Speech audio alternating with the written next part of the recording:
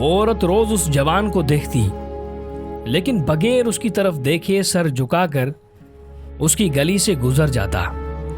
دیکھنے میں وہ کسی مدرسے کا طالب علم لگتا تھا، لیکن اتنا خوبصورت تھا کہ وہ دیکھتے ہی اسے اپنا دل دے بیٹھی، اور اب چاہتی تھی کہ وہ کسی طرح اس پر نظر التفات ڈالے، لیکن وہ اپنی مستی میں مگن سر جھکائے زیر لب پڑتا ہوا روانہ ایک مخصوص وقت پر وہاں سے گزرتا اور کبھی آنکھ اٹھا کر بھی نہ دیکھتا۔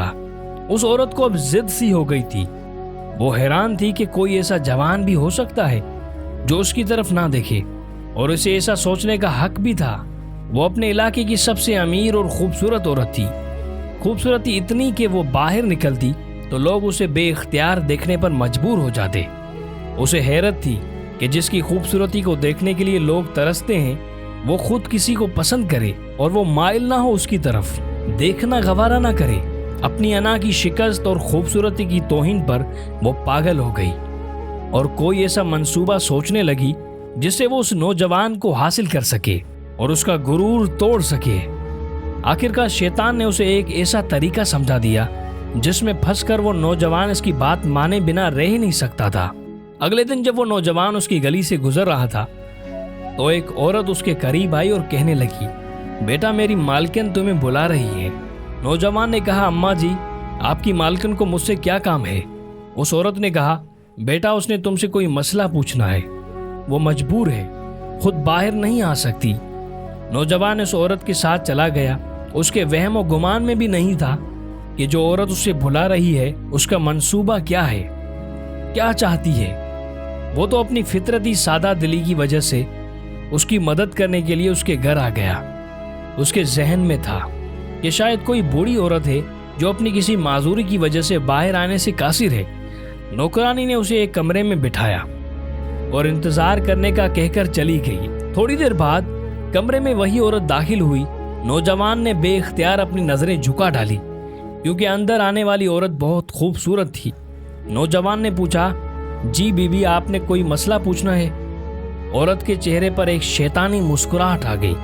اس نے اپنے دل کا حال کھول کر رکھ دیا اور کہا، میری سب سے بڑی خواہش ہے کہ میں ایک دفعہ تمہیں حاصل کر لوں۔ نوجوان یہ بات سن کر کانپ گیا اور کہنے لگا، اللہ کی بندی اللہ سے ڈرو، کیوں گناہ کی طرف مائل ہو رہی ہو؟ اس نے عورت کو بہت سمجھایا لیکن عورت پر تو شیطان سوار تھا۔ اس نے کہا کہ یا تو تم میری خواہش پوری کرو گے یا پھر میں شور مچا دوں گی کہ تم زبردستی میرے گھر میں داخل ہوئے اور میری عزت پر حملہ کیا۔ نوجوان یہ بات سن کر بہت پریشان ہوا۔ اسے اپنی عزت کسی بھی طرح محفوظ نظر نہیں آ رہی تھی۔ اس کی بات مانتا تو گنہگار ہوتا اور نہ مانتا تو لوگوں کی نظروں میں برا بنتا۔ وہ علاقہ جہاں لوگ اس کی شرافت کی مثالیں دیا کرتے تھے، وہاں پر اس پر اس قسم کا الزام لگ جائے یہ اسے گوارا نہیں تھا۔ وہ عجیب مصیبت میں پھنس گیا تھا۔ دل ہی دل میں وہ اپنے اللہ کی طرف متوجہ ہوا اور اللہ سے مدد چاہی تو اس کے ذہن میں ایک ترکیب آ گئی۔ اس نے عورت سے کہا، ٹھیک ہے میں تمہاری خواہش پوری کرنے کے لیے تیار ہوں، لیکن مجھے بیت الخلاء میں جانے کی حاجت ہے۔ عورت نے اسے بیت الخلاء کا بتا دیا۔ اس نوجوان نے اندر جا کر ڈھیر ساری غلاظت اپنے جسم پر مل لی اور باہر آ گیا۔ عورت اسے دیکھتے ہی چلا اٹھی، یہ تم نے کیا کیا ظالم؟ مجھ جیسی نفیس طبیعت والی کے سامنے اتنی گندی حالت میں آ گئے، دفع ہو جاؤ، نکل جاؤ میرے گھر سے۔ نوجوان فوراً اس کے گھر سے نکل گیا اور قریب ہی ایک نہر میں اپنے آپ کو اور اپنے کپڑوں کو اچھی طرح پاک کیا اور اللہ کا شکر ادا کرتا ہوا واپس مدرسے چلا گیا۔ نماز کے بعد جب وہ سبق میں بیٹھا تو تھوڑی دیر بعد استاد نے کہا کہ آج تو بہت پیاری خوشبو آ رہی ہے، کسی طالب علم نے خوشبو لگائی ہے۔ وہ نوجوان سمجھ گیا کہ اس کے جسم سے ابھی بدبو گئی نہیں اور استاد جس تن سے کر رہے ہیں وہ اپنے آپ میں سمٹ گیا اور اس کی آنکھوں میں آنسو آ گئے۔ تھوڑی دیر بعد استاد جی نے پھر پوچھا کہ یہ خوشبو کس نے لگائی ہے، لیکن وہ خاموش رہا۔ آخرکار استاد نے سب کو ایک ایک کر کے بلایا اور خوشبو سونگھنے لگا۔ جب اس نوجوان کی باری آئی تو وہ بھی سر جھکا کر استاد کے سامنے کھڑا ہو گیا۔ استاد نے اس کے کپڑوں کو سونگھا تو وہ خوشبو اس کے کپڑوں سے آ رہی تھی۔ استاد نے کہا کہ تم بتا کیوں نہیں رہے تھے کہ یہ خوشبو تم نے لگائی ہے؟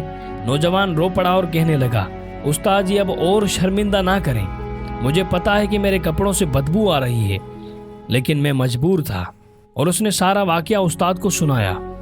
استاد نے کہا میں تمہارا مذاق نہیں اڑا رہا، خدا کی قسم تمہارے کپڑوں سے واقعی ایسی خوشبو آ رہی ہے جو میں نے آج سے پہلے کبھی نہیں سونگھی، اور یقیناً یہ اللہ کی طرف سے ہے کہ تم نے اپنے آپ کو گناہ سے بچانے کے لیے اپنے آپ کو گندگی لگانا پسند کر لیا، لیکن اللہ نے اسی گندگی کو ایک ایسی خوشبو میں بدل دیا جو کہ اس دنیا کی نہیں لگتی۔